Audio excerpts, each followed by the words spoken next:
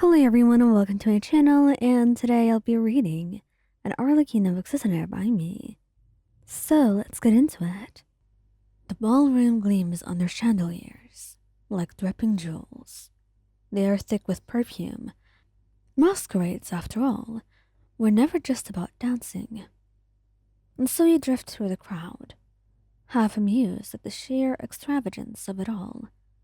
Everyone here has an agenda, and you can practically feel the weight of secrets slipping between the brush of gloves and the clink of wine glasses. But your eyes catch on one mask in particular, black and silver, sharp around the edges.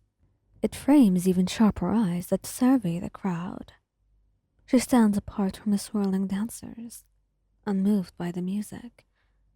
Everything about her presence makes her impossible to ignore. You shouldn't look at her too long. Something about her screams danger, and yet you can't help it. And she notices. Your gaze locks with hers across the hall, and for the briefest moment, something sparks. Curiosity, irritation, intrigue. Then she turns away smoothly. You don't realize until later that she was already planning someone's death that night. You meet her again by chance, or perhaps design.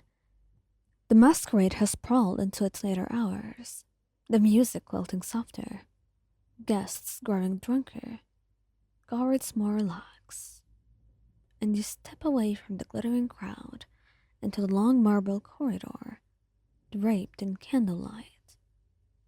And there she stands, alone. She doesn't startle when you approach. Instead, she tilts her head, her mask gleaming faintly. You're following me. Maybe. Or maybe we both wanted some air. You smile faintly. Her silence lingers like a blade, hanging between you. And she leans back against the marble column, arms folding across her chest. Careful, she murmurs. Curiosity has teeth. And so do I. You reply, almost without thinking. And for the first time since you met her, her lips curve faintly beneath the mask. Not quite a smile, but close. The two of you linger there, words circling one another just like a dance. She does not give her name, does not ask for yours, but you feel as though she's memorizing your every word, testing your edges. And then it happens. Shouts erupt from the ballroom, muffled but sharp. You both turn toward the sound, and when you glance back at her, she is already moving, light flashing from beneath her cloak, steps silent and purposeful.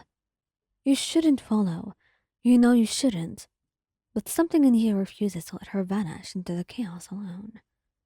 You're far too curious, and she is just like a magnet, and you can't help but follow her. And you see it, the moment steel meets flesh.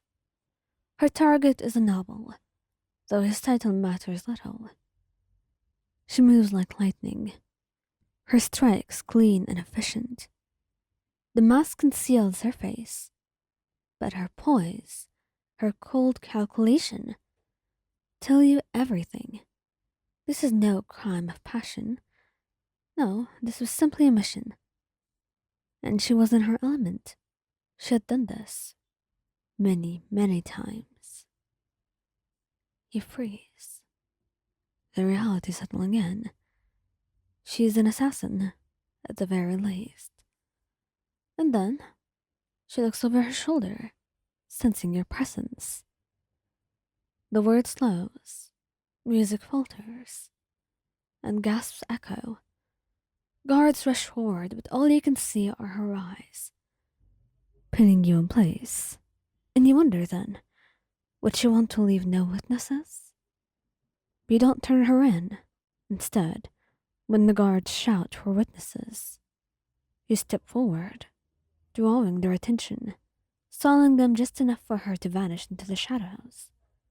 But now that you think about it, perhaps she would have been able to do that anyway.